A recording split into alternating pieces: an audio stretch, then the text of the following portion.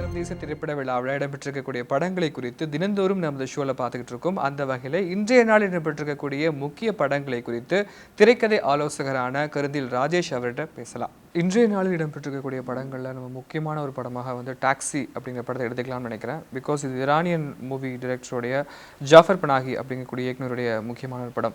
Iranian சினிமாவிலே மிகப்பெரிய ஒரு புரட்சியை ஏற்படுத்திய ஒரு இயக்குனர் அப்படின்னு சொல்லப்படுது.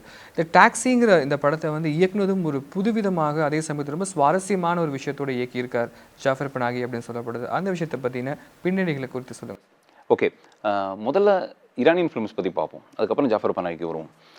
ஈரானில் இப்போ பார்த்தீங்கன்னா எக்கச்சக்கமான நல்ல படங்கள் இருக்குது. ஒரு பெரிய பட்டாலியனே இருக்குது அங்கே நல்ல படங்கள் எடுக்கக்கூடிய இயக்குனர்கள். அங்கே வந்து கமர்ஷியல் ஃபிலிம்ஸும் வருது, அதே சமயம் இந்த மாதிரி படங்களும் வருது. பட் ஈரான் அப்படின்னாலே நமக்கு இந்த மாதிரி படங்கள் தான் நடைபெறும்.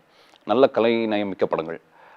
மஜித் மஜிதி, மக்மல் பஃப், அவரோட பொண்ணு சமீரா மக்மல் பஃப், இந்த மாதிரி பல பேர் இருக்காங்க. அப்பாஸ் கியாரஸ்தாமி இருக்கார். இந்த அப்பாஸ் கியாரஸ்தாமி கிட்ட ஒர்க் பண்ணவர் தான் ஜாஃபர் பனாகி. இப்போ இவங்களுக்கும் இவருக்கும் என்ன வித்தியாசம் அப்படின்னா, எல்லாருமே நல்ல படம் எடுக்கிறவங்க தான். பட் இவர் வந்து ஒரு புரட்சியாளர் மாதிரியான ஒரு மென்டாலிட்டி உடையவர். அரசு வந்து என்ன சட்டத்திட்டம் போட்டாலும் என்னை கண்ட்ரோல் பண்ண முடியாது அப்படிங்கிறது இவரோட கொள்கை.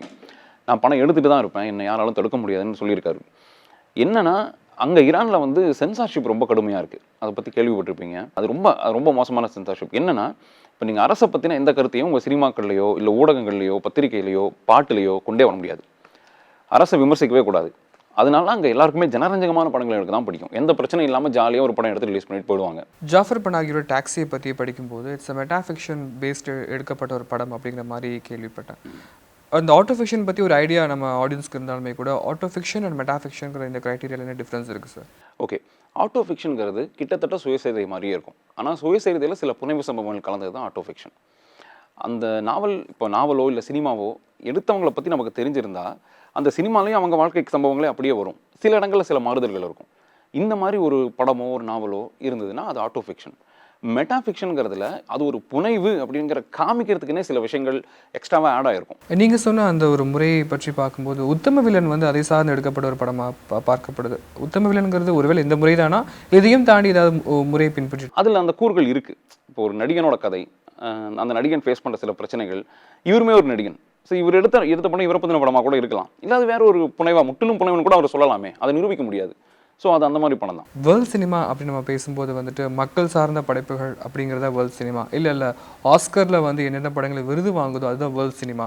அப்படி இல்லாட்டி உலக திரைப்பட விழாக்களில் எந்தெந்த படங்கள்லாம் பங்கேற்று அங்கே கௌரவிக்கப்படுதோ அதுதான் வேர்ல்ட் சினிமா, உலக சினிமா அப்படிலாம் பார்க்கப்படுது. பட் வேர்ல்ட் சினிமா அப்படிங்கிறதுக்கு ஏதாவது க்ரைட்டீரியா இருக்கா?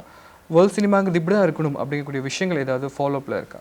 இலக்கியம்ங்கிறது என்ன? ஒரு மனிதனோட ஒரு சமுதாயத்தில் ஒரு மனுஷன் இருக்கான், அவன் என்னென்ன பிரச்சனைகளை ஃபேஸ் பண்ணுறான், அவன் எப்படி இந்த சமுதாயத்தை பார்க்குறான் அப்படிங்கிறத ஒரு மிகவும் உண்மையாக எழுதக்கூடிய ஒரு படைப்பு தான் இலக்கியம் அப்படிங்கிறது வந்து பொதுவான ஒரு கருத்து. இந்த மாதிரி உலக சினிமாவுக்கு க்ரைட்டீரியா எதுவும் கிடையாது.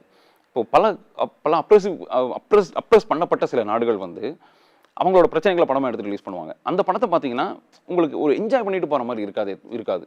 நல்லா உட்காந்து உங்களை யோசிக்க வைக்கும், அந்த நாட்டோட பிரச்சனைகளை புரிஞ்சிக்க வைக்கும். ஸோ இந்த மாதிரி விஷயங்கள் தான் உலக சினிமாங்கிறது என்னோட புரிதல். என்னென்னா, ஒரு உண்மையான ஒரு படைப்பு, அந்த சமுதாயத்தை கேள்வி கேட்கக்கூடிய ஒரு படைப்பு, அந்த சமுதாயத்தில் இருக்கிற மக்கள் என்ன நிலையில் இருக்காங்க, அவங்க அந்த சமுதாயத்தை எப்படி பார்க்குறாங்க, இந்த மாதிரி பல கேள்விகளை பார்க்குறவனுக்கு எழுப்புற படம் தான் உலக சினிமாங்கிறது என் கருத்து. அது படவிழாக்கே போகாமல் இருந்தால் கூட அதுதான் உலக சினிமா. கொசோவா பற்றி நம்ம ஏற்கனவே நம்ம ஷோவில் வந்துட்டு அதில் உருவான படங்களை பற்றி பார்த்துட்ருக்கோம். அந்த வகையில் இப்போவும் வந்து பார்த்தீங்கன்னா இன்றைக்கி ஸ்க்ரீன் பண்ணக்கூடிய ஒரு படமும் வந்து 3 Windows and Hanging அப்படிங்கக்கூடிய ஒரு படம். ஸோ இந்த படமும் வந்து எந்த ஒரு கொசோவா அப்படிங்கக்கூடிய அந்த ஒரு விஷயத்தை ரீதியில் எடுக்கப்பட்ட ஒரு மூவிஸ். அந்த இடம் வந்து ஒரு சென்சிட்டிவான இடம், நம்ம அதை ஏற்கனவே பார்த்துருக்கோம் இல்லையா. செர்பியா வந்து அந்த இடத்த அட்டாக் பண்ணிச்சு. ஸோ அந்த ஏரியாவில் இருந்து அல்பேனியன்ஸுக்கு நிறைய பிரச்சனை உண்டாச்சு. எப்போவுமே ஒரு நாடு வந்து இன்னொரு இடத்த ஆக்கிரமிக்கும் போது அவங்க ஆக்கிரமிப்பு செய்யறதுனால பல பாதிப்புகள் ஏற்படும். அந்த உள்ளூரில் வாழ்கிறவங்களுக்கு நிறைய பிரச்சனைகள் நேரும். இந்த தீம் தான் அந்த கொசாவோலேருந்து வர்ற படங்கள் எல்லாம் இருக்கும். ஏன்னா அவங்க அதை பல காலமாக அனுபவிச்சுட்டு இருக்காங்க. அப்படிப்பட்ட ஒரு படம் தான் இது. ஒரு அமைதியான ஒரு ஏரியாவில் திடீர்னு ஒரு சின்ன விஷயம் நடக்குது. அது என்ன விஷயம் அப்படின்னா, இந்த ஆக்கிரமிப்புனால அங்கே இருக்கிற பெண்கள் வந்து வன்கலவி செய்யப்பட்டாங்க அப்படிங்கிறத வந்து ஒரு தகவல் வந்து வெளியில் கசியுது. ஆனால் யார் அந்த தகவலை கொடுக்குறாங்கன்னு தெரியாது. அங்கே இருக்கிற பெண்கள் சில பேர் வந்து வன்கலவி செய்யப்பட்டுட்டாங்க. இப்போ ஒரு மிக அமைதியான ட்ரெடிஷ்னலாக வாழ்ந்துட்டு இருக்கிற ஒரு இடத்துல இப்படி ஒரு தகவல் எவ்வளோ பெரிய பிரச்சனை கிளப்பும். இந்த பிரச்சனையை பேஸ் பண்ண படம் தான் இது. இப்போ நம்ம இந்த 2-3 விண்டோஸ் அண்ட் ஹேங்கிங் இந்த படத்தை பற்றி நம்ம பேசிக்கிட்டு இருக்கும்போது இந்த மாதிரி ஒரு கதை அம்சத்தோட பெண்ணை மையப்படுத்திய ஒரு படங்களை வந்து நம்ம வந்து இந்திய இயக்குநர்களும் எடுத்திருக்காங்களா? குறிப்பிடப்பட வேண்டிய படங்கள் ஏதாவது இருக்கா? எடுத்திருக்காங்க, தமிழ்லேயே இருக்கே. நம்ம பாலு மகேந்திரன் எடுத்திருக்காரு வீடு. அது ஒரு பெண் எதிர்கொள்கிற பிரச்சனைகளை மையமாக வச்சு எடுத்த படம் தானே.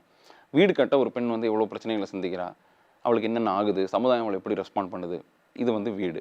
இன்னொன்று நம்ம இது கொஞ்சம் பழசாக போய் பார்த்தோம்னா சத்யஜித் ரே, ரித்விக் கடக் இந்த மாதிரி நிறைய படங்கள் எடுத்திருக்காங்க. குறிப்பாக ரித்விக் கடக்கோட மேகதா கதாரா, அது வந்து தமிழில் அவள் ஒரு தொடர்கதை அப்படின்னு தழுவப்பட்டது தமிழில். அந்த படம் ரொம்ப நல்லாயிருக்கும்.